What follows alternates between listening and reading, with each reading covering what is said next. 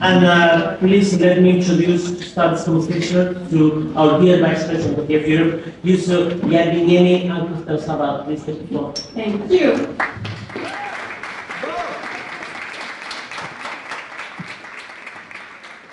Good afternoon, everyone. We are very excited to welcome you to one of JEF Europe's flagship events for EurHope ahead of the 2024 European Parliament elections, organized together with JEF.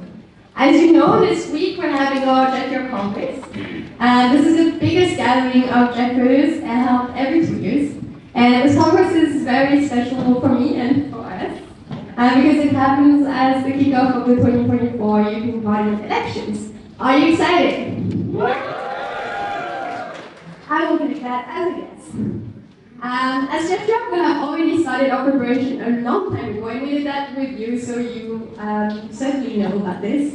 And on Europe Day in May, we launched a common Europe campaign for the election in the European Parliament. So the message of EurHope is very clear. We are threatened by many existential crises. War is at our doorsteps, the climate crisis, threats to our democracies inside the EU and the European continent. Amid all those frightening developments, we must find a source of hope for the better future. And hope is not sitting in your couch waiting for better times. Hope is getting up from your couch and making a change. And also bringing other people with you in this change. So for us, hope lies in a united battery. So since 9th of May, JEF, together with our partners Make.org, and all of the people that joined the coalition, have collected ideas from citizens through an online consultation. We received more than 5,000 ideas for how to improve Europe, what to do. From big ones like strengthening the powers and competences of the EU, to specific ones like developing more efficient, more accessible rail transports. We gathered more than 1,500,000 votes, and I think this is deserving of an applause.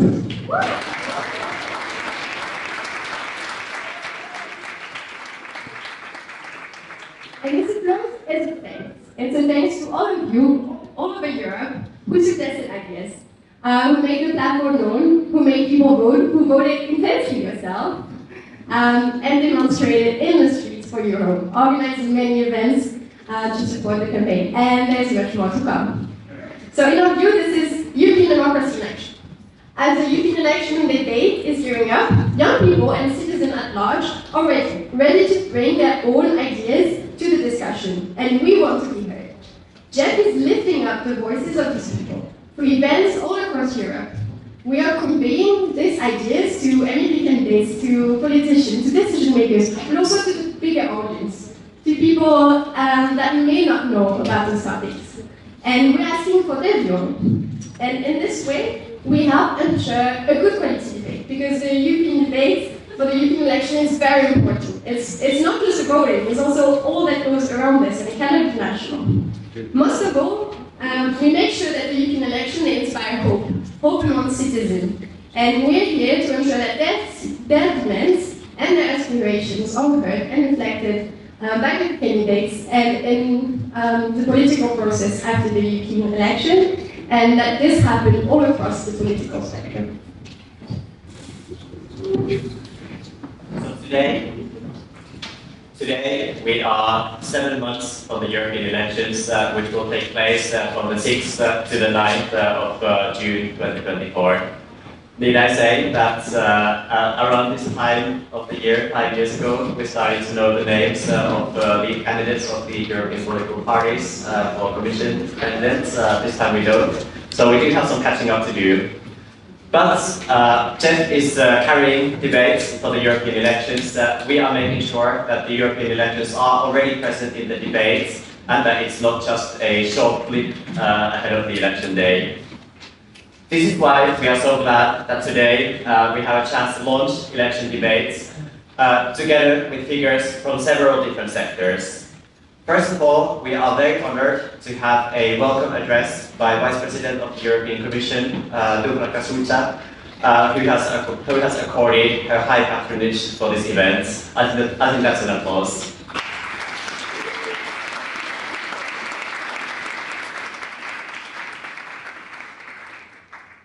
We will also be hearing perspectives from the private sector, after which we are going to have a roundtable discussion with political figures and youth NGO leaders. And finally, we are going to welcome our institutional partners with whom we are carrying this debate forward. We are honored to have this debate in front of JEFers, around 200 JEFers from all over the continent, who are leaders in their national, regional and local sections, who are the ones who are bringing this debate to young people across all of Europe. We hope that today's discussions can inspire these debates and sessions that JEFers are going to organize in the continent. So yes, we want you to listen carefully, we want you to participate, and we want you to bring these messages home with you. As we talked about lifting the voices of those people who participated in the online consultation, the themes that we are going to discuss today draw from the main findings that we have had from the online platform. We have a full range of issues to tackle: democracy and EU institutions, EU in the world, climate change and the environment, economy, social justice, employment, human rights, migration, and so many more. So without any further ado, let's dive right into it. Thank you very much, and very much looking forward to a discussion. Gracias. So, gracias, thank you so much for this overview. And it's our true honor to have Alicia Combas with us, who's the CEO and co-founder of Make.org, and the big allies that we have to make this whole consultation exercise happen. So please, Alicia, a few words. Thank you. Thank you, everyone. We're happy to be here. Dear ladies and gentlemen, to keep our future in our hands, we need a revolution of hope. With its firm conviction, the EurHope initiative was born a few months ago, carried by all of us.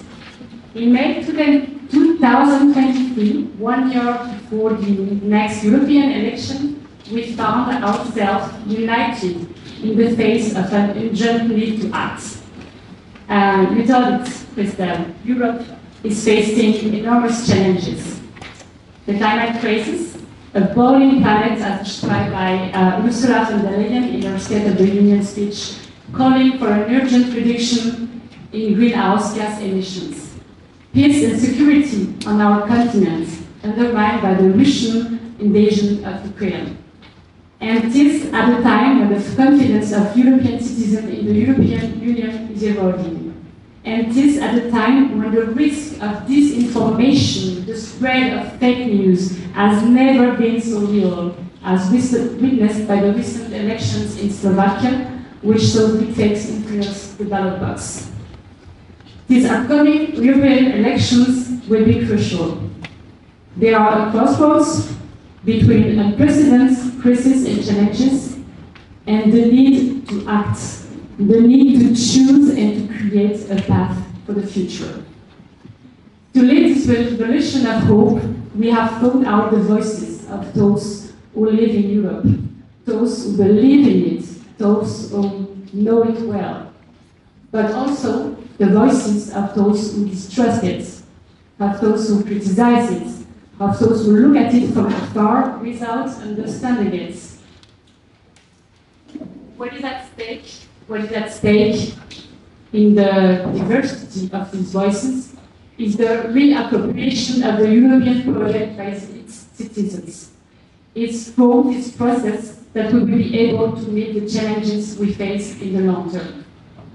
More than 1.5 million times young people from Warsaw to Lisbon, from Athens to Dublin, from Helsinki to Rome responded to this simple question: what are your ideas for building together a Europe that can respond to future challenges? We created an unprecedented multilingual dialogue, which was, after all, also a technological challenge, with a consultation in 24 languages in 27 countries. And these millions of voices from Europe's youth are good for us, because they propose concrete solutions, almost an action plan in an agenda of hope that we are going to unveil today. We have shown that it is possible to create spaces for peaceful debates and strength in shared consensus. So thanks to the millions of voices who have responded to this appeal and who have shown, as we said, that Europe's young people know how to make their voice heard in a nuanced and constructive way. And thank you to this incredible coalition. The Young European Federalists, of course, thank you so much. But also to you, the institutional partners, media partners, academic partners, and civil society partners. You have joined this coalition for a revolution of hope that has only just begun. So thank you.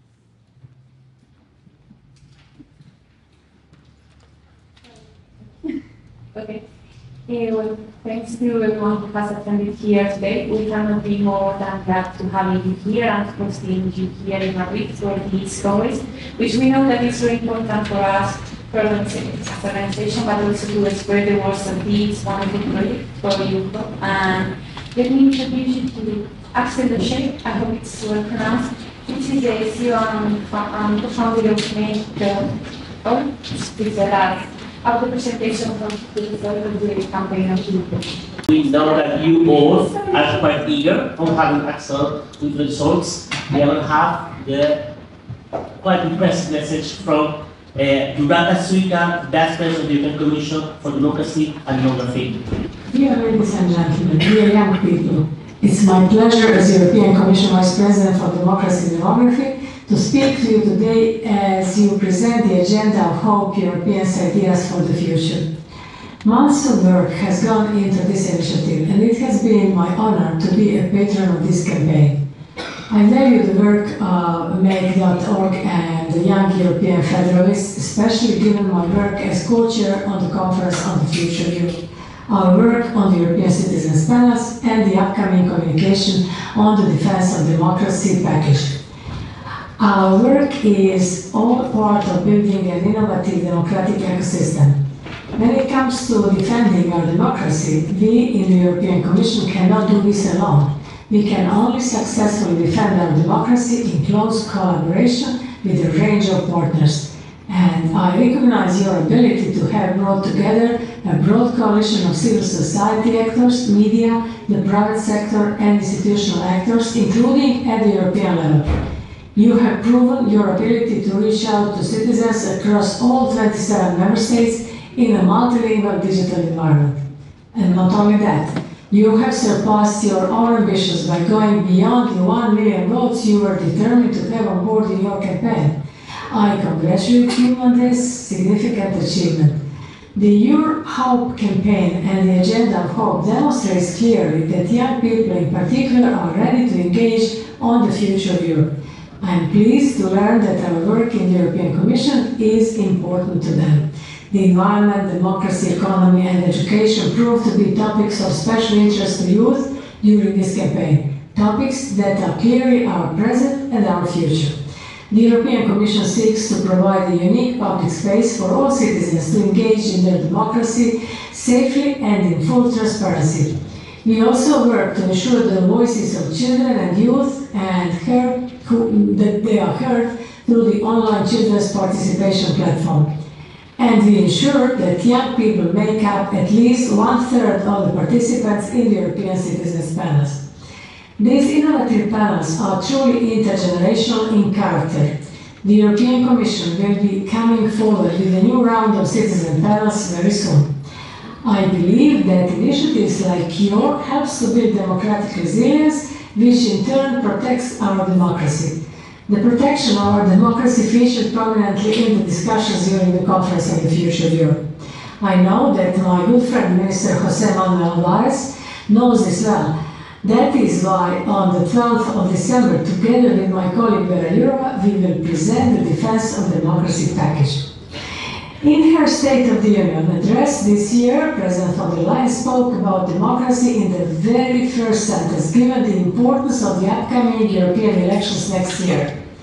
Your agenda of hope will certainly provide food for thought for all democratic representatives. There is no one person, institution, or organization at any level that is capable of successfully defending democracy by themselves. We have to pull together at all levels of governance with all willing partners to defend our democracy. This helps to increase trust in our democracy and the democratic institutions designed to serve citizens. This is part of building a democracy fit for the future. The democracy, there is nothing better than it. Very excited to be here with you. I think if there is something we can say is we all stand here for sustainable democracy in Europe. The risk of international ingerence into the next election, the risk of deep fake news in the next election is critical. We can wake up next June with an election with maybe a good and a bad parliament, with an election where everybody realize that maybe it means nothing. So it's incredibly important to have this initiative today. The initiative, when we launched it, when 6 months ago, I think I need the right one. Yeah, thank you. We needed to build a sacred union to face this challenge. And with JEF, we built a coalition that's frankly has never been seen before. It's a mix of institutional partners at the European level, at the Parliament, at the Commission, but also the Committee of Region, also the EAC, some local institutions, but also a large number of the key ONG, non-profit foundations, academics, media, and business partners. The corporate partner, I will just say a word, we will listen to some in a few minutes. It's very brave for them to go on that field. It's not the natural position of our businesses to take a position for democracy. So we need to celebrate that some are brave enough to be with us today. This sacred union allows us to build what we call the EurHope. EurHope, the revolution of hope. In fact, there is 3 main phases behind Europe. First of all, listening. This is what has been done through this huge consultation. I will provide the results in 2 seconds. The results is what we call the agenda of hope. Then engage the civil society and engage the political offer to synchronize the political offer on the agenda of hope, which reconciles all the young citizens in Europe. And third of all, beyond the field, it's go to vote, and to make sure that this year, like 5 years ago, we will have a participation to the election that will be even better for the young people. It's important. Young people will not only be, as everybody said, the future of Europe. They are also a needed voice in this democracy. So the fact of increasing by 1, 2, 3, 10% the participation in the next election on young citizens is absolutely critical.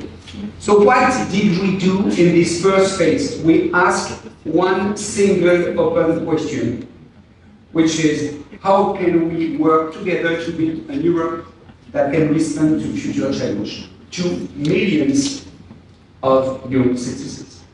When I say millions, it's hard to make that calculation, but more than 10 million young citizens were facing this proposition, this question. And this is, as has been said, a huge success because we have 1.5 million votes, more than 5,000 proposals. But very importantly, we managed to get results that are really reflecting precisely the demographics of Europe. It's gender-based, age-based, age-wise, location-wise, education level-wise. We are exactly mapping the reality of Europe today. So the results that we show you are not the kind of the results of the few people very interested in Europe. They are really the common guts of young European citizens before the next election. So the agenda of hope is the 15 key ideas on which all European young citizens agree the most. On all those fields, you can reconnect the political offer, the institutional work, with the reality of Europe as seen by young European citizens. And the concept behind is, let's start with what united us, instead of fighting in what's divided us. So let's review quickly, and you will have access to the full report. But the key element of the agenda are four. The first section is about democracy and new institutions. What is it about? It's about increasing the transparency and specifically the ethical conduct of public officials. Second thing is the efficiency of justice. And third, it's to increase the understanding and the participation of citizens into the Europe process. It's very clear, very detailed behind. There is something we cannot hide. This is the crisis of trust. The crisis of trust is not only in Europe, it's in every nation, in every country in Europe. You have this huge crisis of confidence and trust between the citizens and institutions. But it's also true in Europe, and that will be a key element to face for the next election. And that will be the key element that will be used by international ingerence into Europe election to destabilize Europe. The second block is about climate change and environment. There is the first one about the development of the rail transportation, which is, by the way, among the 15, the largest consensus. There is a huge expectation about the development of the rail in Europe. And behind that, it's not only a wish, it's not only hope here, it's also hunger.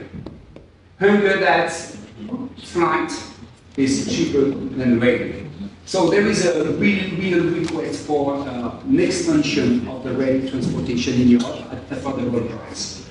Second consensus about the green economy, the development of green economy and recycling. Third one is about innovation for sustainable agriculture. Of course, protection and diversity. And then the energy transition, with one thing to note, is the use of nuclear power in between the use of sustainable energy as becoming not a plebiscite, but at least a consensus. It was not the case I would say a few years ago. Third big block is about economy, social justice and employment, with the development as much as possible of youth employment everywhere in Europe, and the development of the Made in Europe concept. Here you see the start of a request for a more European economic independence. And then very clearly there is this dependency is quoted referring to China, referring to US, but there is now a consensus beyond that. Again, a few years ago, it was not the case. At last, there are also other topics like the sovereignty of diplomatic Europe, the improvement and coordination on education, harmonization of a healthcare system, an efficient European legal framework for immigration, and also supporting research, innovation, and technology. Immigration, another change. As you will see, immigration is a controversy. What policy for immigration is a controversy. However, the fact of asking for a legal framework for the control of immigration has become a consensus. And again, it was not the case a few years ago. So, if I make one step backwards about this agenda, I would say a few things. First of all, just remember we are far away from COVID. Nothing left from few elements came from COVID, but we were also before the Hamas attack on Israel. So nothing regarding the crisis in Israel and Gaza. But having said that, I think that what surprised me the most is they deliver us a practical action plan. which is not a symbolic action plan.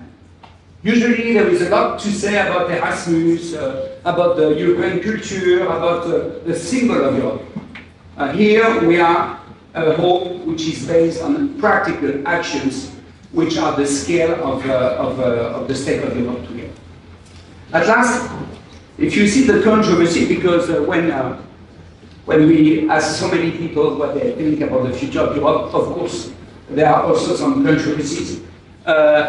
There are, first of all, a big controversy that explained in three elements about do you want a more federal union, a federal Europe, or a Europe stronger around the nations? Because the JEF has a very clear opinion on it. But, by the way, it is definitely a very strong controversy. Controversy means that people are split.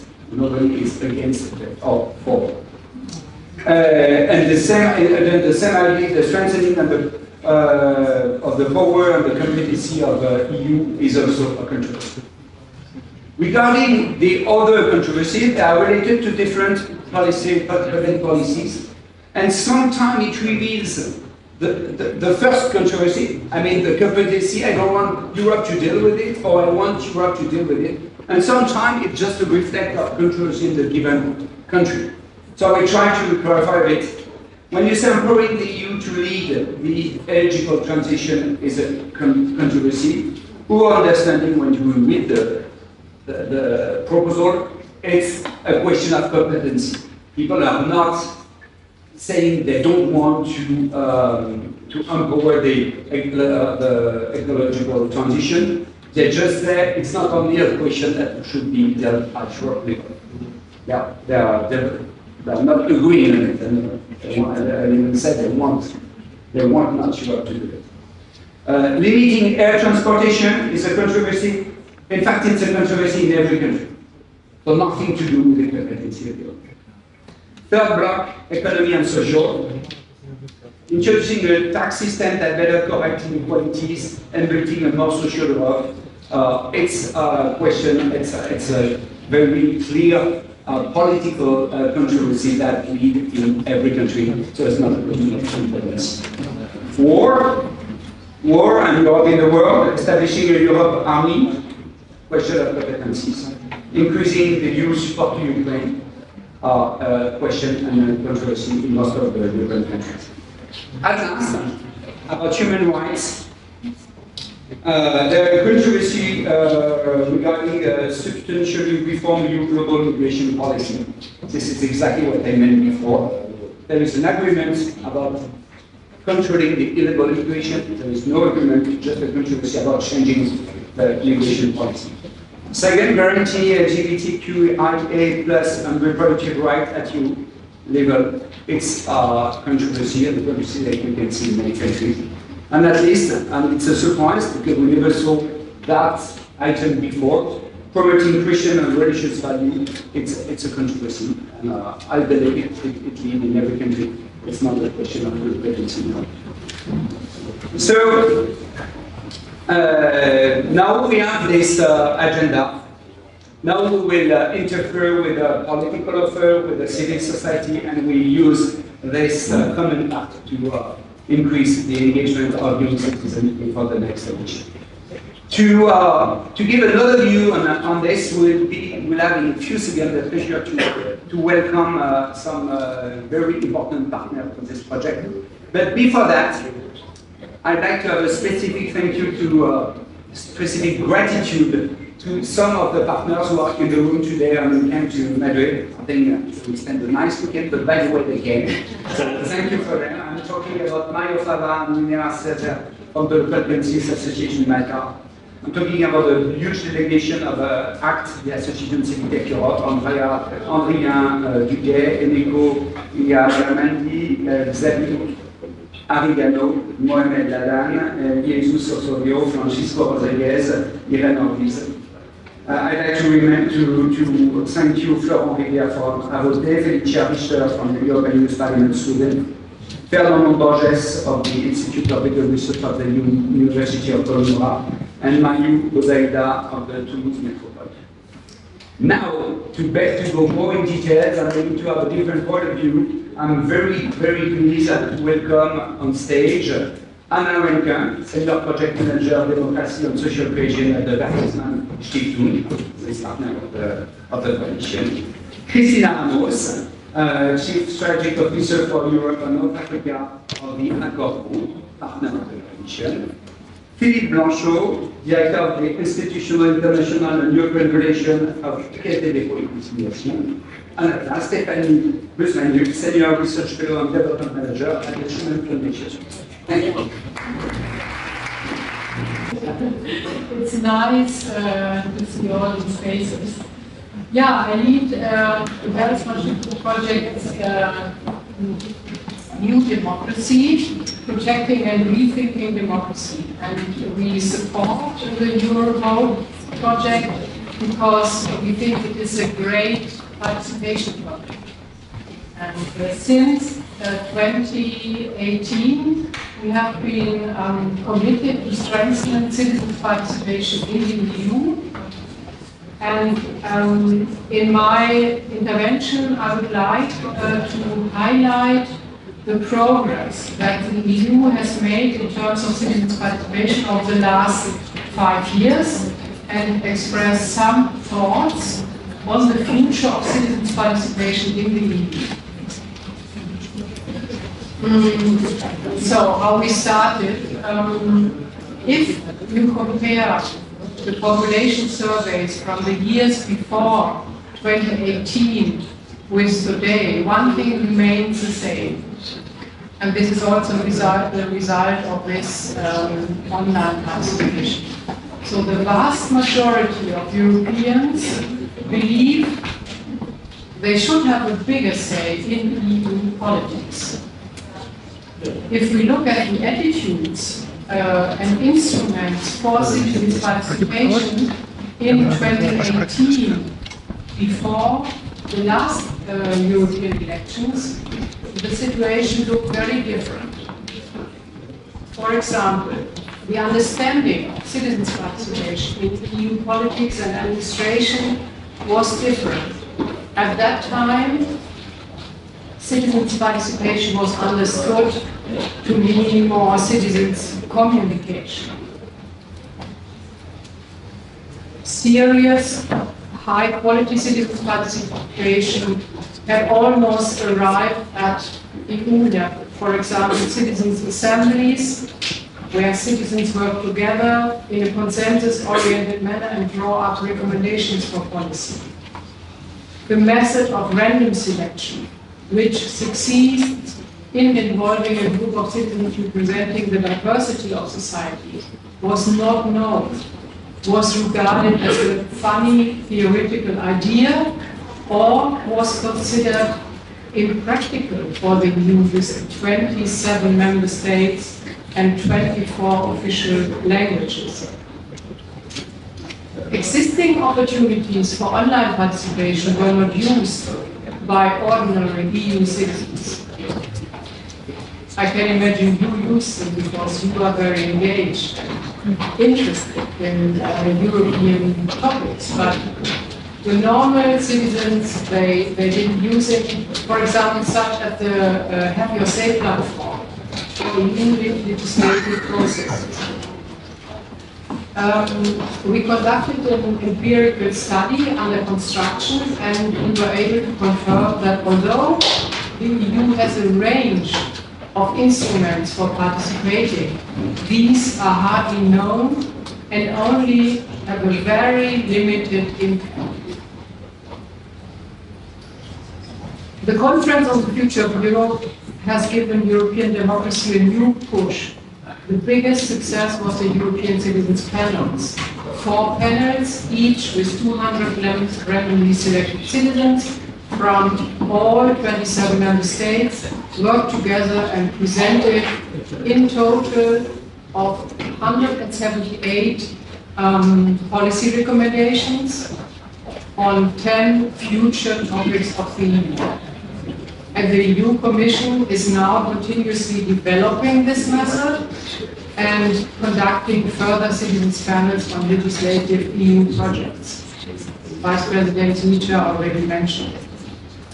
The EU Parliament is debating a greater role for citizens' participation in the EU and approved a paper in October 2023 advocating for annual European Citizens' Agoras and strategic EU priorities.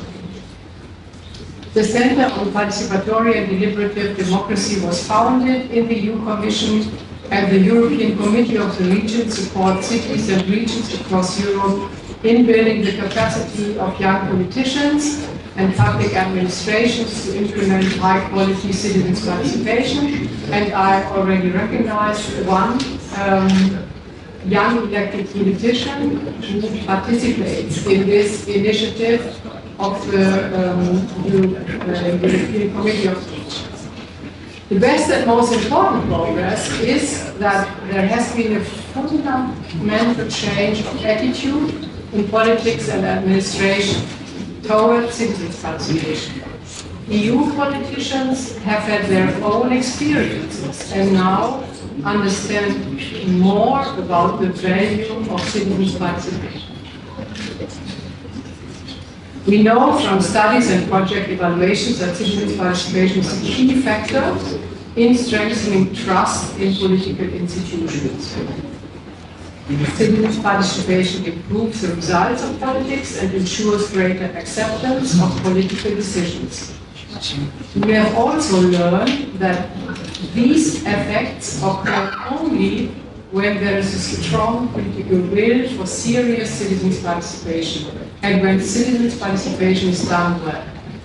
And to achieve this, the quality criteria for inclusive, deliberative, and effective citizens' participation must be fulfilled. So, necessary steps for the future.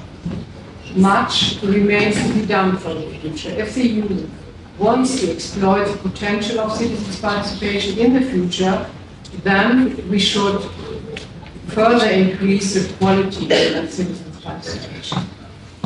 More resources, time, and skills must be made available for this. We need to make the European Citizens' Panels a permanent part of the EU participatory instrument and embed the panels better in the political decision-making processes. In other words, the Council and the Parliament should be better involved. We should increase the quantity of participation and offer very low threshold participation in order to initiate broader debates in Europe. The EurHope project can be a model for this type of mass participation because it methodologically addresses the lowest engaged people. To this aim, we also need a multilingual EU online platform that acts as a non-stop shop, providing simple and comprehensive information on all participatory instruments and offering barrier-free citizens' participation. And artificial intelligence could be helpful. I hope that the 2024 European elections will provide a new push for participatory EU democracy. The EU must transition from being the union of citizens in name to the one in practice. This seems all the more important in view of the enlargement of the EU. For only with democratic reforms and the strong involvement of European citizens will there be acceptance and support for the integration of new states into the EU. Thank you very much.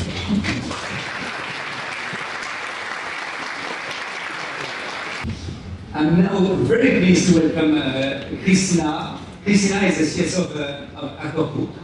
Accor Group is doing such an operation, she will tell us, but I will tell further that 5 years ago we did another event called We Europeans, which was very close to what we do. It was not on the young people. And at this time, already, Accor had a main support. So it's brave businesses, brave companies, brave corporates who can really help open on democracy. Cristina, for the JEF. Well, thank you, Axel. Thank you, Make and JEF, for inviting us to join you here today. I think for me it's very important to share with all of you why a corporation like Accor would like to be with you on this initiative. I think it's important for you to understand the private sector and why we move with you on that one. Well, for those that don't know Accor Group, no threshold participation in order to initiate broader debates in Europe. The EurHope project can be a model for this type of mass participation because it methodologically addresses the lowest engaged people. To this aim, we also need a multilingual EU online platform that acts as a non-stop shop, providing simple and comprehensive information on all participatory instruments and offering barrier-free citizens' participation. And artificial intelligence could be helpful for this. I hope that the 2024 European elections will provide a new push for participatory EU democracy.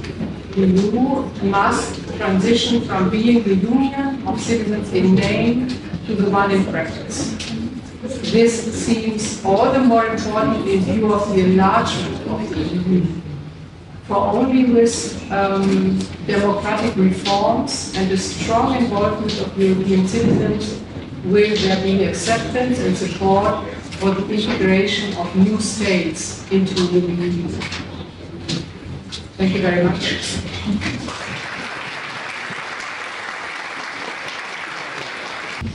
I'm now very pleased to welcome Cristina. Cristina is the CSO of Accor Group. Accor Group is doing such an operation. She will tell us, but I will tell further that 5 years ago we did another event called We Europeans, which was very close to what we do. It was not on the young people. And at this time, already, Accor had the main support. So it's brave businesses, brave companies, brave corporates who can really help open on democracy. Cristina, for the JEF. Well, thank you, Axel. Thank you, Make and JEF, for inviting us to join you here today.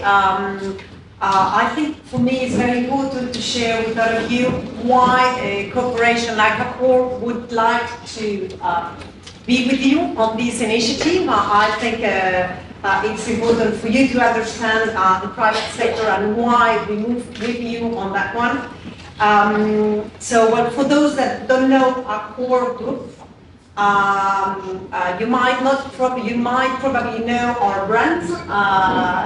Accor is the first European-born hotel group, first one in Europe.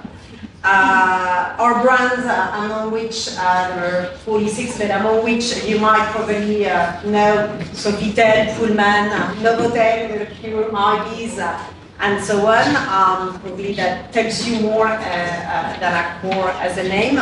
So we have in Europe, in the continent, 3,000 hotels, all over in 45 countries in the continent.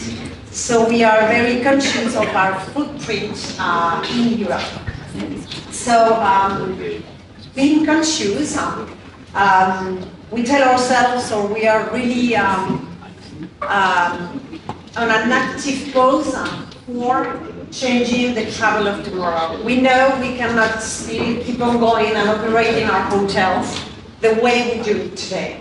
We really need to work with all the stakeholders in the sector for a more sustainable travel and a more sustainable hospitality. So I would say we need to work on the reinventation of hospitality tomorrow. And we are convinced that doing enough is just not enough anymore. So I mean, ticking the boxes, and we know there is a lot of regulation coming from the UN.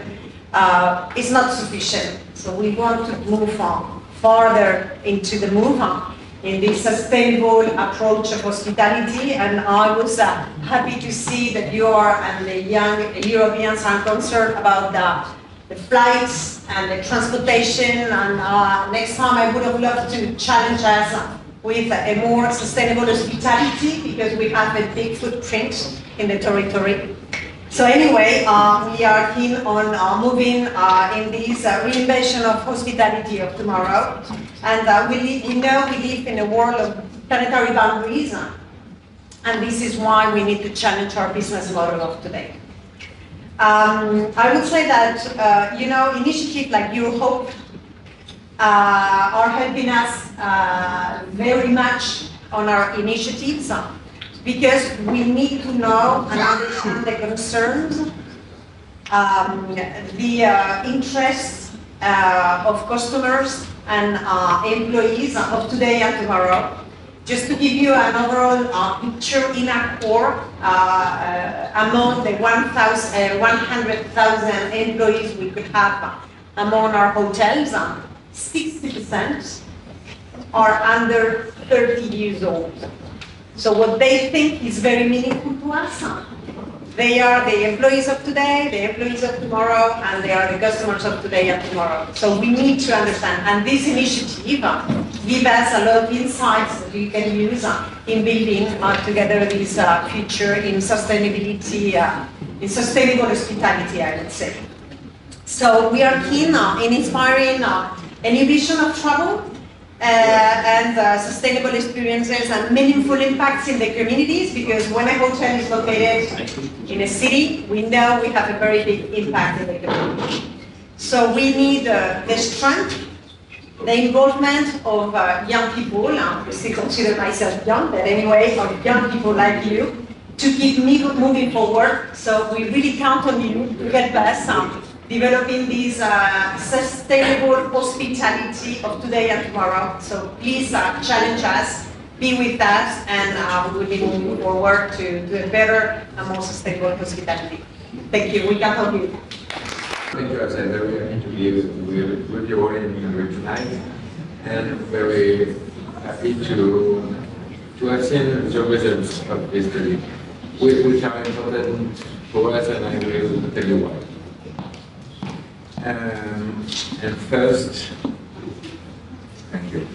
And first, congratulate Make.org and JEF for all the work already achieved, and to encourage you, to support you for all the work that's to be done.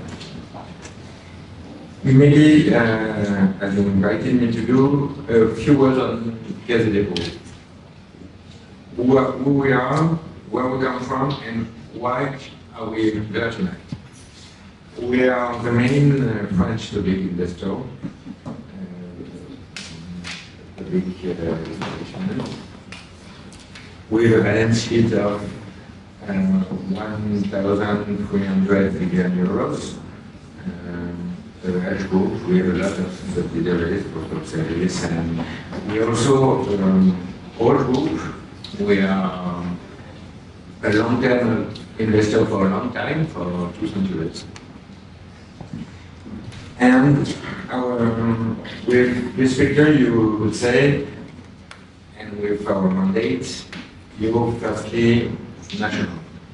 And we are. Our mandate is firstly national, but our framework is European. And before Axel came to us, we were wondering how we could participate to the European debate of next year. And Axel offered us a solution to do it, a solution to participate without a political commitment.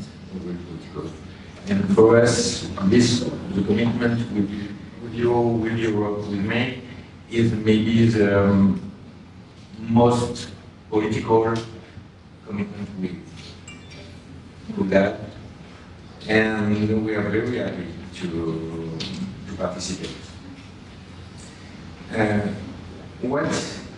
Why is it important to listen to the results of the contribution. Because as an investor, as a long-term investor, we need to know where we have to invest, how, and maybe a good thing is also to tell you what we are already doing.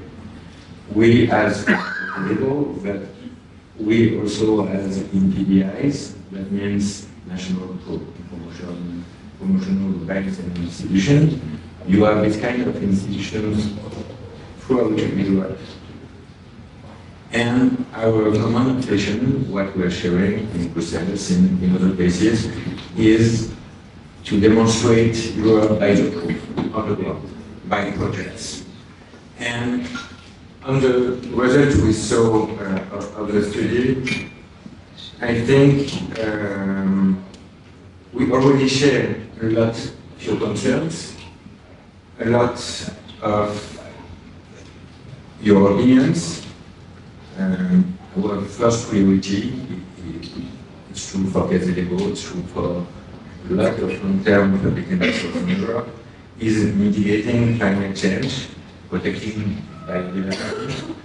For instance, at Caisse de Dépôts, we committed to invest 100 billion euros for mitigating climate change and protecting biodiversity in the next 5 years, which is important. Others are doing the same.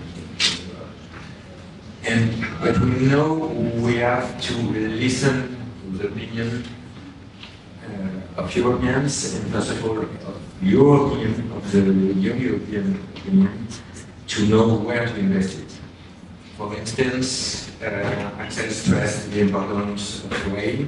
That's something we're totally aware of, but that's something I think we'll have to insist on, to invest more on. That's what we want to do, but the result of today is important for that. Maybe another field, improving access to health and education.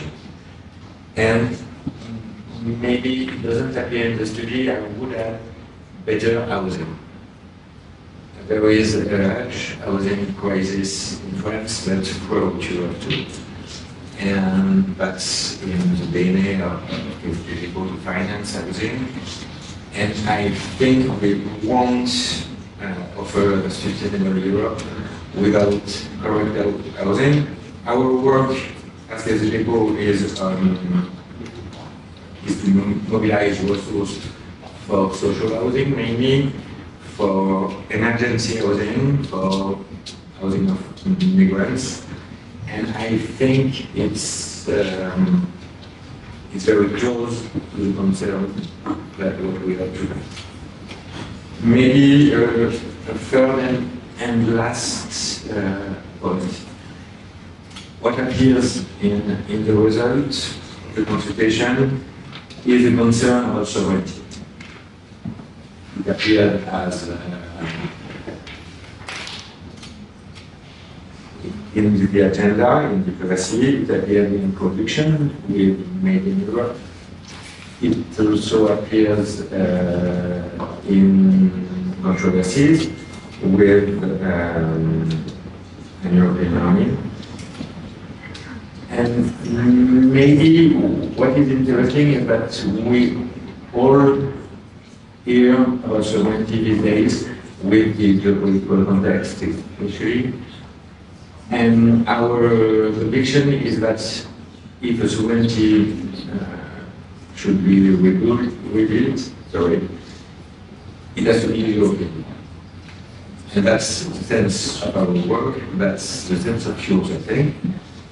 And maybe the last word to say how proud we are to be a partner of this event, and how proud we are to continue in the next steps of this adventure with you, Axel, and with you, Jeff, with all of you.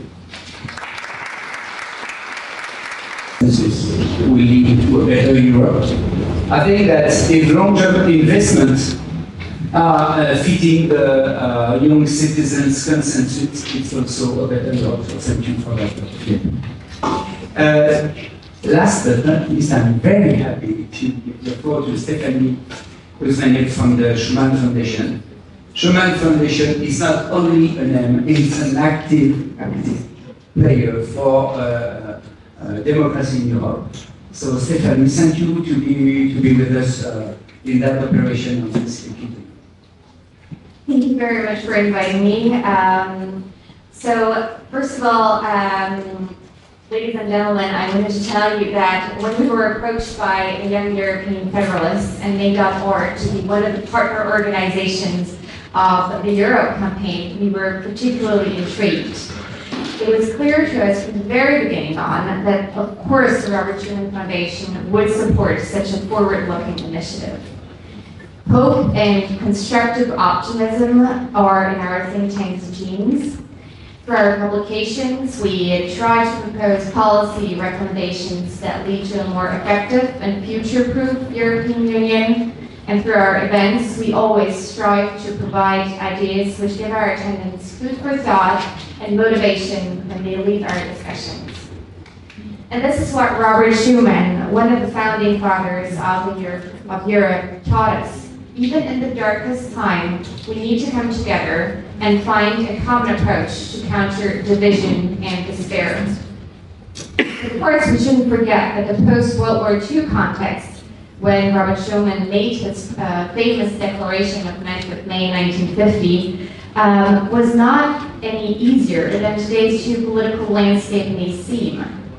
European economies struggled to recover from devastating world wars. Entire cities had to be reconstructed and infrastructure had to be rebuilt. Poverty was a major problem and citizens were demoralized after so much horror. In this seemingly hopeless and somber context, Robert Schuman clearly stated in his declaration, Europe will not be made all at once or according to a single plan. It will be built through concrete achievements which first create a de facto solidarity. In this statement, there clearly is hope. Robert Schuman was convinced that Europe will one day be made by Europeans who work together. But Robert Schuman also reminded us that we needed to be concrete and build Europe step by step. And today's context needs exactly this kind of thinking. Again, first, we need to stay hopeful and we need to stay ambitious. This might again seem counterintuitive in a time where inflation makes citizens' lives a lot harder. In a time where war is back in our continent and other wars are raging not far from us in other regions. And also in times where climate change threatens our way of life. Hope and ambition are again the only way that will lead towards progress. Second, we need to think of concrete steps that allow us to move forward. And third, we need to work together as Europeans. And this is what the EurHope initiative represents to us. Citizens coming together, regardless of linguistic barriers. I believe there were 24 languages represented. Regardless of national barriers, 27 countries are represented. They all come together in order to reflect on concrete ideas of how to create a safer, a fairer, a more innovative, and stronger Europe. The findings are, first of all, ambitious and hopeful. EurHope's suggestions of how to tackle climate change show that young citizens have not given up, but want the European Union to live up to the challenge by introducing ambitious measures, laws, and regulations. They'll expect a lot from the European Union in the areas of biodiversity, transportation, energy transition, and waste management. But it's not just all hope in the air. The proposals are concrete. We've been talking about the consensus that exists that European railways need to be developed. This is a very concrete proposal. And above all, these proposals are all very European. Many of the citizens' suggestions demand a more integrated European Union where decisions are taken on a more federal level. And we at the Robert Schuman Foundation welcome these findings that the Europe campaign has so far produced. They're an agenda for the future of Europe and will be very useful for our own work as a think tank. But of course, they deserve also the full attention of national and European decision makers. With over 1.5 million votes, they are representative of a European youth that has not given up on Europe, but on the contrary, wants the Union to act. And something that is particularly interesting to see when studying the results of the campaign is the awareness that young European citizens have of today's challenges and today's dangers. And this makes me think of the very first sentence of Robert Schuman's declaration, which I will use as a conclusion. World peace cannot be safeguarded without the making of creative efforts proportionate to the dangers which threaten it. Let Europe be one of these creative efforts for the future of Europe. Thank you very much. Thank you. Thank you again very much. On behalf of all the JEF community that you can see here represented in this very important weekend for all of us. We just heard the words of Robert Schuman talking about the creative effort.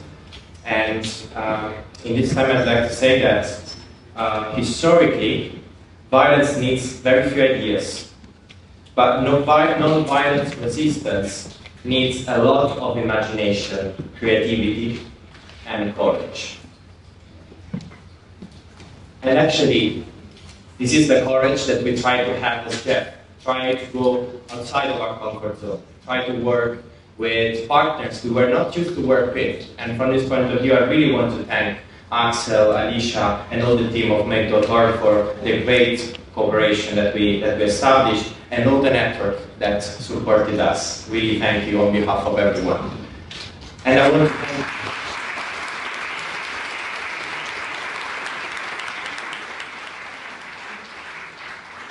to thank very much also some of the people that are in the room. Here in the room we have the honor to have Mr. Guy Verhofstadt and Mr. Enrico Crespo, who are representing two, I would say, pillars of the fight for a better Europe, for a federal Europe. And we definitely would like to keep this working, to keep to work on this together, and we'll talk about this very, very soon. But I was talking about courage. Courage because it takes courage to go and listen to what people say, to what we are saying, and to express our voices, because not always what we hear is what we want to hear. And we had a lot of reflection about what are the most consensus ideas. I would bring your attention to the controversial ideas. Because if they are there, it means that these ideas are debated. And of course, one of the first results that we saw is that the big lie that we keep hearing, that European people, European young people, are not interested in European institutions, it's what it is, a lie. Institutional topics has been the most talked about. Most of the proposals were about institutional topics. And as Axel was rightfully saying, they were entangled also with other proposals about what Europe should do. And I think this is a reflection that is also coming from the Conference on the Future of Europe.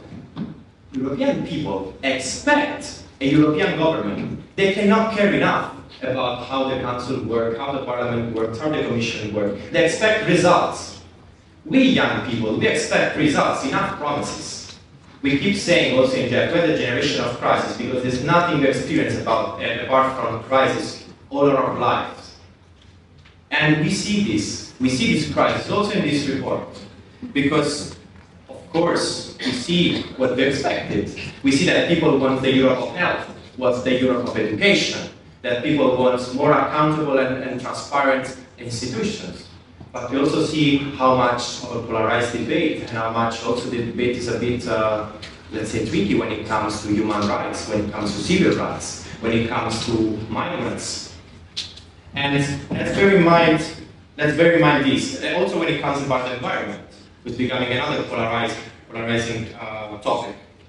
So I will just try to conclude this before we go into a more in-depth discussion about what we saw in the results. These, of course, this is just the beginning of a second part of the campaign. This engaging with the civil society organizations to develop these proposals, to understand how to keep this dialogue with citizens open, because it's listening, proposing, listening again, and etc. And this will create mobilization to vote. And again, I stress, the point is that these are topics of debate. And one of the topics of debate is how the Europe of the future has to look like. Do we need a stronger European Union? Everyone is saying that yes, we need a stronger European Union internationally. Do we need to give more powers to member states, or do we need a federal Europe? Here in this room, I know we have answers, but I think it's also important to realize, to bring our answers also outside of this room, and this is the whole point of this campaign, to bring this message of hope, because we are tired of seeing institutions, politicians, and etc. just using this anger, this uncertainty that we live in to create easy consensus. We don't like easy consensus. We are dreamers, or better, we're revolutionaries. So we want to go into the concrete things. We want to say that sometimes what is really ideological is to keep reasoning as with this nationalist paradigm. I very much agree with what has been said, that if we are looking for sovereignty, for capacity to govern the challenges of the future, this was also our question, is at the European level. This is the perspective, this is the hope, and this is why we want to connect the concept of Europe and the concept of hope, because we think that for our future, Europe is what can grant us like some perspective outside of this perennial crisis that we've been living. And again, historically, violence needs a few needs, but non-violence, resistance need a lot of imagination and creativity and of courage. As Mr. Giferosa said already in the March for Europe in Rome in 2017, it's not just nationalists but also Europeans who can fight back. We can fight back against the violence and the wars that we're seeing around us. We can fight back against all these negative feelings, negative emotion. We can fight that because we are launching a new revolution here, the revolution of hope. Thank you. Woo!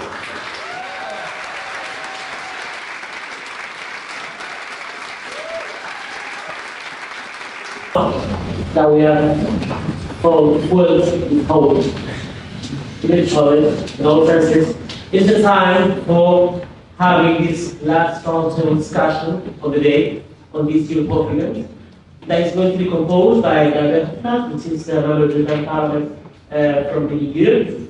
So we have the actual politics perspective on the table. But then we have Agatha Meisner, President of Generation Climate Europe. So that we're going to have on the table under civil society and stakeholder. We have, of course, Antonio on the table too. You already know him, so that you need more introduction on that. But also we have Clara Panelia, which is the lead candidate to the 2024 European elections for both Spain. So that we have a youngster that is willing to run into politics in the future. Last but not least, we have Elias Rey, Vice President of European Youth Forum. So that we will have also the umbrella on this kind of collective effort from civil society. And this panel will be moderated by the great Ines Consoni, Policy Officer of JEF Europe, and the true soul of this entire event. So thank you all of you, and please, all of you, join us. To empower young people to fight climate change and be change makers in their communities and across Europe. When reading the report, I think it is visible to see the impact of your work and other young leaders across Europe. Young people want us to build greener societies that serve everyone. So I wanted to ask you, since we had a considerable number of ideas connected to the environment and sustainability, some popular, some divisive, what is your impression on where young people are when it comes to these issues? Yeah, thank you very much also for the invitation. It's been really great to be a partner throughout the project, to be able to support the campaign, and also see such a massive interest from young people in sharing their ideas for Europe. And I think that's something that's extremely important, of course, from the climate and environmental perspective, but also from many other issues that were mentioned.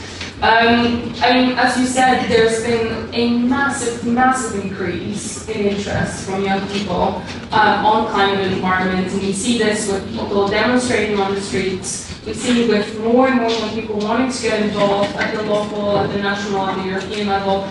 This was a huge motivation behind Generation Climate Europe being founded in 2019. We recognized there was such a huge potential and such a huge need to amplify the voices of young Europeans at the European level, to make sure that their priorities on climate, on biodiversity, on energy, on transport, and many other topics are really heard, but not just heard, but also listened to at the European level. And something that I see a lot is an increased risk of youth watching, which is what happens is that, yes, we can bring young people into the room, and we can bring young people with their amazing ideas, but then we see decision makers nodding and saying, oh, how amazing is that, and, you know, applause for all these young people and incredible ideas, and then saying nothing happens with those ideas, right?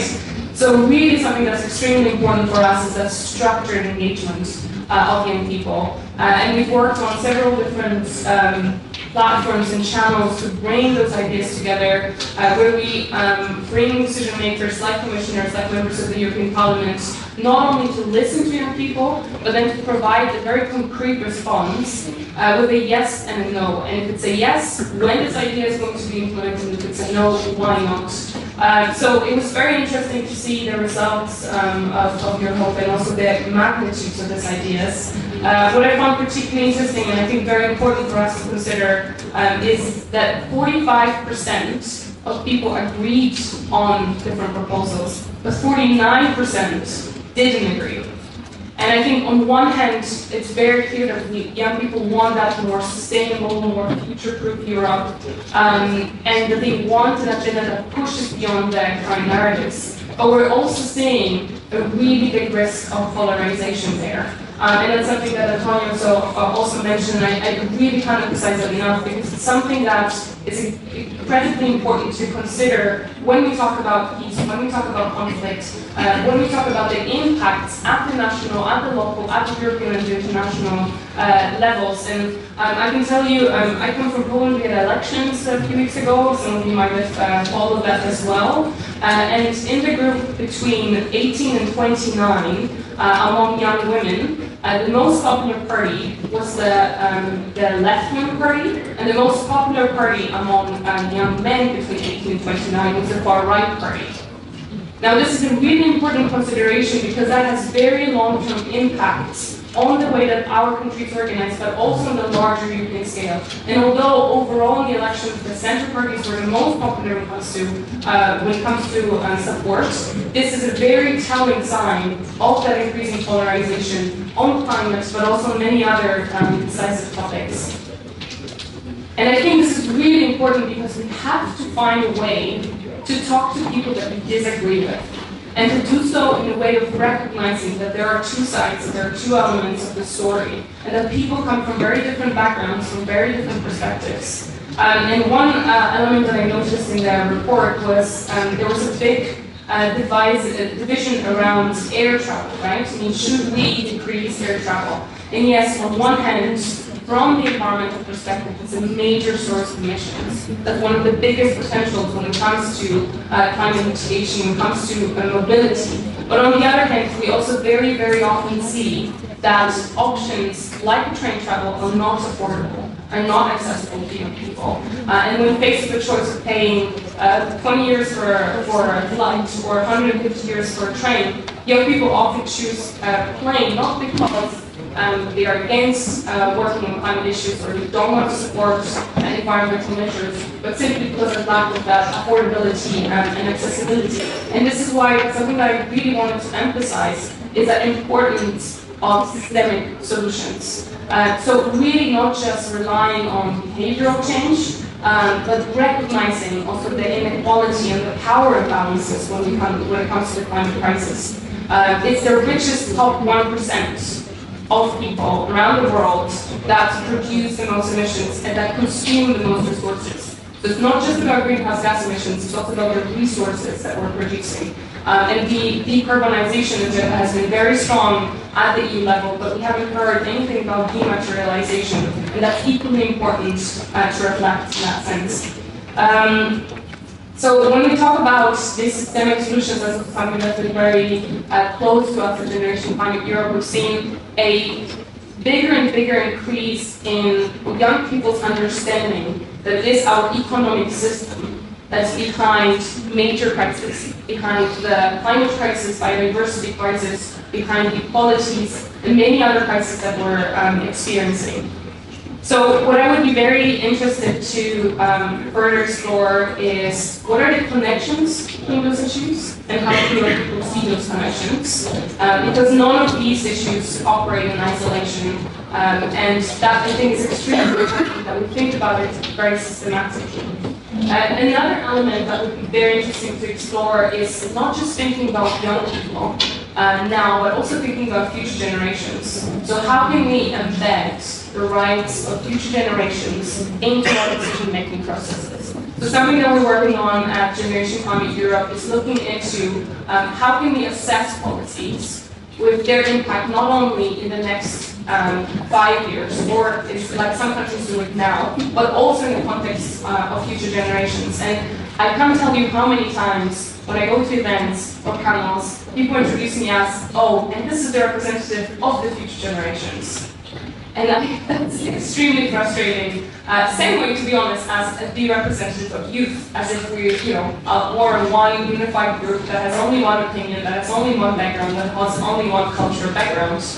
So that diversity of opinions and that variety of perspectives is extremely important to recognize. And I think this is also a very telling sign in the way that people see both the ideas that receive support, but also the ideas that were quite divisive. And I actually really find it very important that it puts in both perspectives. I think that's very important to give a full reflection of what are really young people thinking, and not just putting them in one bag, as we often are in discussions and events of, the young person is going to speak now for all the young people on all the topics for all time.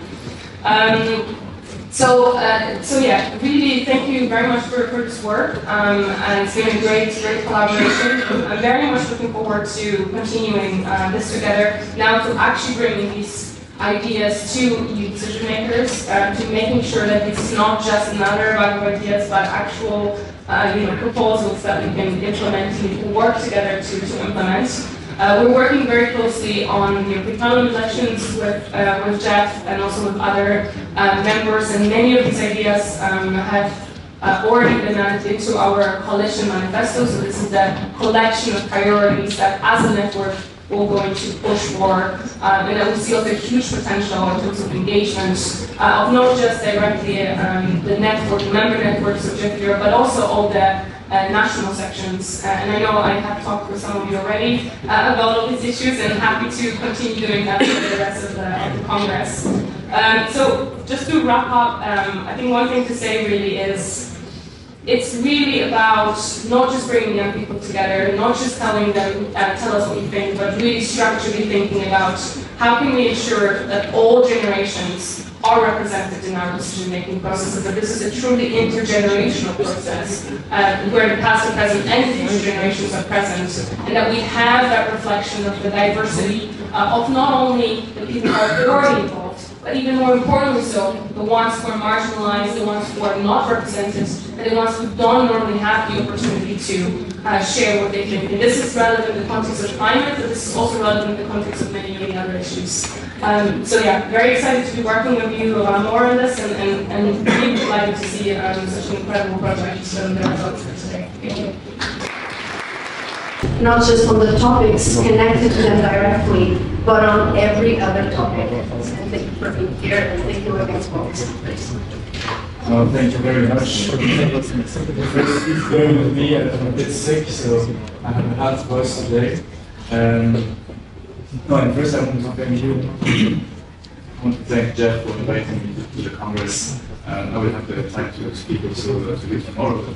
Technically, it's my first day of Congress. I'm very excited to be here. And second, I'm very sorry that I am a representative of the youth. It happens that our platform is actually the European Youth Forum.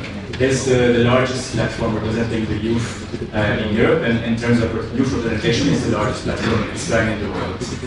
We have a membership of over 100 youth organizations that are very diverse. We also have a very diverse board. We are youth-led, so all of the board members are under 35, including the president and the vice presidents. Basically, we are a democratic representation for the youth. We've been existing for over 25 years, but our youth organizations have decades of experience, like JEF. We have the international associations, like JEF, like the other international organizations, federations. And just quote also my former organization, the European Union of Jewish Students. But we also have the national associations, the national youth councils, and all those two pillars, they come together, and together we are the European Youth. So that's an explainer, so everybody has the same basis.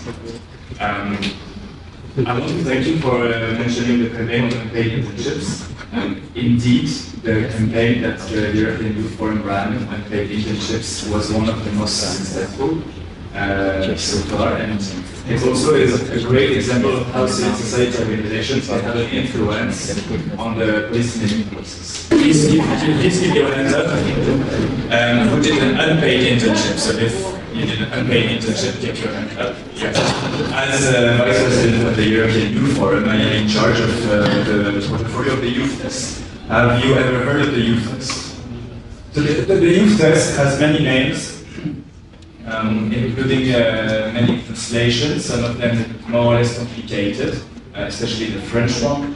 But I want to go into the basis of the youth test. The idea is that you have policymakers preparing texts to be done for you.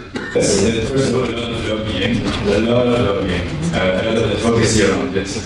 There were a lot of pushbacks against the idea that there should be a test. Because really what we are proposing is a list and a cross-check.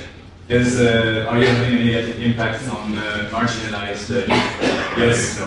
Are you having a negative impact in the area of climate, or finances of the young people? Yes, no. We are proposing this to be a global test. So not just for youth policies, not just for policies on education, but on all kinds of policies. And this joins what you were saying just before, right? That climate policies, they need to go through the youth test as well.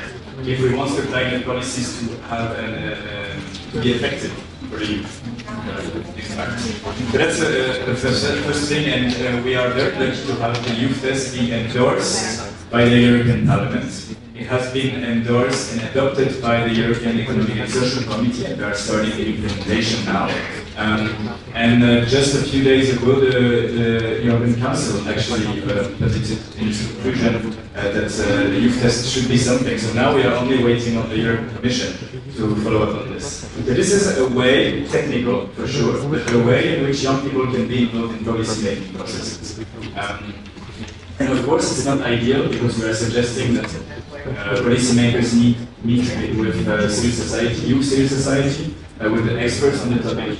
And it's not going to go to the basic EU citizens, right? I don't think that young people around Europe will know about the youth test, and I'm not even sure that they will understand the impact it will have on their lives unless we sit with them for 2 hours to explain the long EU processes of policy making. And rewarding things is also to meet people like Clara, who have bravely taken on the challenge to run for European elections with a message that politics can be different. One of our most divisive ideas was connected to EU foreign policy, and within it, our global approach to migration. Europe has been struggling not just to stand united behind a common EU foreign policy that represents us all, but also to find an approach to migration that actually works in a humane and efficient way. So Clara, what can politics made different propose when it comes to bringing people together towards a common EU foreign policy that finds a sustainable approach towards migration? Thank you very much, Ines. Can you hear me? So thank you very much also, Jeff, for the invitation. I've been following the campaign that you've been doing online, and I'm really, really impressed by the reach this campaign is having, so big congratulations. It's really a pleasure to be able to unfold some of the results of this campaign with all of you here today. One of the proposals that I was pleasantly surprised to see people supporting widely was the need for the EU to have a common stance on the world stage, so on foreign affairs, basically. This is something that from both we've been advocating for years, so it's also reassuring to see that society is also backing this idea. Just a couple of days ago, Mario Draghi said, I'm going to read it because I want to be true to his words, but he said, either Europe acts together and becomes a peaceful union, a union capable of expressing a foreign policy, or I am afraid that the EU will not survive other than being a single union. A very good example of that was just a couple of weeks ago when the European Union member states failed to get together and get a common stance on the events that are happening in Gaza. So they were not able to decide on a ceasefire or a humanitarian pause or whatnot. It was just impossible. On the UN, they voted differently on a UN resolution. And this matters because this has consequences. One consequence being that it undermines the EU's legitimacy in the world, in the global stage. In the case, for example, of the Middle East, if we were to want the European Union to have, for example, to start a peace process in the Middle East, who would trust now a European Union or a union that is not united? I certainly wouldn't. So it is clear that we need nowadays, I'm going to take back that question of who do you call when you call Europe? Who do you call? Do you call Ursula von der Leyen? Do you call Charles Michel? Do you call Josep Borrell? Nowadays, the authority on foreign affairs is very diluted, which hinders the ability of the EU to have a common stance on foreign affairs. On top of that, this is not the only problem, on top of that, we have another difficulty, and it's the fact that on most issues related to foreign affairs, we need a unanimous vote in the European Council. So Mr. Verhofstadt was talking about that earlier. This really slows down the decision-making process, if not blocks it completely, because sometimes national interests just override European interests. And this is extremely problematic, because we're just not able to find a common stance. Now, you may have noticed that I've talked about the European Commission, I've talked about the European Council, but I didn't mention the European Parliament. And this says a lot. Because currently, foreign affairs is a matter of the European Council and the European Commission. How is it possible that the one institution that is directly elected by all of us, that represents all citizens, all of us sitting here, does not have a voice when it comes to deciding on matters of foreign affairs? So it's clear that it's not just a matter of making the decision-making process more swift. We also need to rethink the rules of engagement. We need to have the European Parliament have a say in this process, because that means that citizens have a voice in this process, and that's very important. Now, institutional reform is one thing, but we cannot just stop there, because it doesn't matter just how many reforms we do at the institutional level. If there is no true effort from all member states to engage in a meaningful debate on having a common strategic vision, then we won't have a geopolitical Europe. I'm not getting me wrong, institutional reform is key, and probably not as vocal as Mr. Verhofstadt, but I will advocate for institutional reform over and over again, because this is key. However, we need to go a step forward. So, if we want to be true federalists, and I think here we all are, if we want to be true federalists, we can't just stay at the question or at the sentence.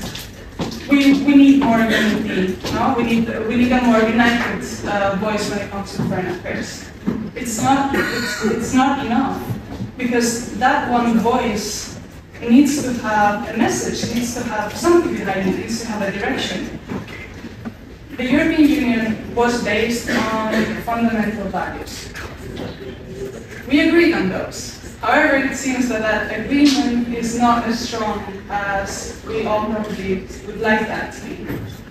And this is particularly true when we talk about migration. The European Union has tried to take a common stance on how to deal with migration for years, and yet it still has been impossible. What is interesting is that, according to the results of the EurHope campaign, citizens also struggle to find common ground on the topic of migration.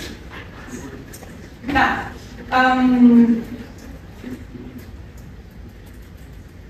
in the past years, there has been a rhetoric of securitization of migration. So the whole narrative on migration has been about securitization.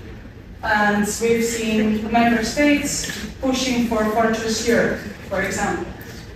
But Fortress Europe is just in stark contrast with our fundamental values of human dignity, of democracy, of freedom, of the respect for human rights. So the thing is, these values are not just words on a paper, on a treaty. They are the guiding force of our international action. Or at least they should be, because currently they're just not. And we see it in migration. Member states have different stances on migration, national interests are above local interests. And what this is causing is not just, like this division that it's causing is not just problematic because it hinders the ability of the EU to take a common stance on migration, on how to deal with it, but it also has a very tangible impact on thousands of people that are coming to Europe, looking for a better life, for better opportunities, and what they find is a very hostile environment that only adds to distress their already very difficult journeys. So what I want to say with this is that we need institutional reform. That is clear. But institutional reform needs to go hand in hand with retaking the values. So the European Union needs to go back to those fundamental values and needs to act by those values. So it's not enough just preach about them, but not practice them. So if we want to have a true geopolitical Europe, we need institutional reform, but we also need to make sure that those values are enshrined in all of our actions externally, but also internally. Thanks. Thank you very much. Please, the last question goes to Antonio, sitting right next to me. Antonio has been to Ukraine several times in your capacity as president of JEF Europe, and JEF Europe has been dedicated to supporting Ukraine and its people in its policies, advocacy work, and activities. One of the proposals in which respondents could not fully agree on was in support towards Ukraine. This is also noticeable in recent polls, here referring to your home country, Italy, as an example. According to a poll published in October, the opposition to military aid has grown from 32% to 39%. So I wanted to ask you, why do you think this is happening, and how do you believe supporting or not Ukraine could determine the future of Europe? One is nothing. Thank you, and thank you all the panelists. I will be very brief also because I already took the floor and it's getting late. JEF has been for the first time in Ukraine with official representatives during Euromaidan, when Yanukovych was still president, and JEF was already in those streets. And for us, being here since the beginning of the war, also multiple times, it's just a natural process, as much as JEF has been in Sarajevo during the siege. Why that? Because I think that the future of Europe is decided not only in Brussels, Strasbourg, and etc., or in its capitals. The future of Europe is mainly decided at its frontiers. And frontiers means difficulties. And people realize that. And I really like, for example, one of the debates that happened in the parliament, if I'm not mistaken, was Mr. Franza raising the point. One of the reasons why it's very difficult to talk about enlargement, to talk about Ukraine now, is also because there's never been a debate lately. And I think we need to raise this debate. And it's very important that in the result it shows up that this is a point that is debated by citizens. And I also want to stress how much Make.org team is also very close to this topic. And just to conclude on this, and so that I keep my promise of being brief. There is a point that keeps bothering me since this summer. A lot of you already heard the story, but I want to share it also with the partners that are here. I met a girl from Philippines, 20 years older, named Paulina, and she was telling about how destroyed has been her city, etc., and showing us around. She was still able to smile. And while doing it, she had a T-shirt that was saying, "Everything is going to be normal." And this sentence, I kept it in my head, because what is this normality we need to come back to? And this is the whole point of Europe. This is the whole point of the frontiers of Europe.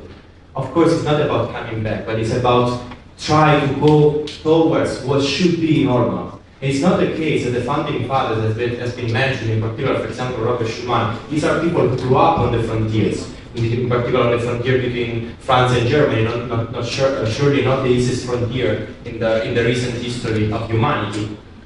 And that's the point. We find the Europe that will become, and the society that we are at our frontiers, and well said also when it comes to migration, and also when it comes to the division that we are in our societies between centers and peripheries. These are the points where we need to keep working on, keeping in mind what are the key points, the key suggestions where there is an overall consensus, but also keep working on the frontiers where people are divided, where people are debating. And I think this is not only the spirit of JEF, but this is also the spirit of this whole initiative of EurHope.